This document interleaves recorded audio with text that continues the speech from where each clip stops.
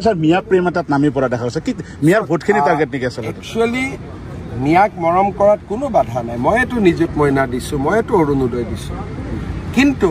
সকলোকে ভাল ৰাস্তা দেখুৱাটো আমাৰ দায়িত্ব যে ফৰেষ্টত সোমাব নালাগে ভিজিআৰ পিজিআৰত সোমাব নালাগে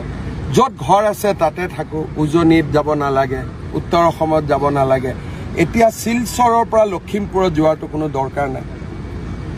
আমাৰতো অসমীয়া মানুহ কেতিয়াও নাহে চাকৰি সূত্ৰ আহিলে ভাড়া ঘৰ লৈ গুচি যায় গতিকে সকলোকে ভাল কথা শিকাব লাগে এই এভিকশনে মানুহক ভাল কথা শিকাই আছে যে হয়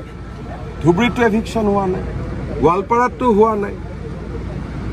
ফৰেষ্টতহে হৈছে ৰেভিনিউটো কতো হোৱা নাই চৰততো এভিকশন হোৱা নাই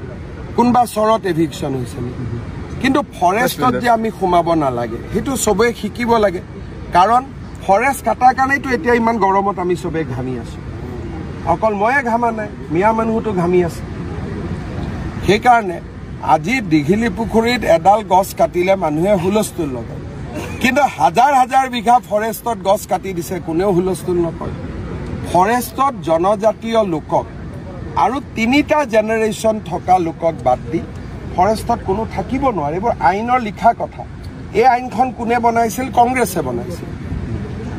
গতিকে আমাৰ কথাটো ভাল কথা আমাক যোনে ভাল ভাবি ল'ব তাৰ ভাল হ'ব যোনে আমাৰ কথা নুশুনি অজিত ভূঞা লুৰিন গগৈ পৰেশ মালাকা হিৰেণ গোহাঁই ঘোঁৰাত উঠিব তাৰ এক্সিডেণ্ট হ'ব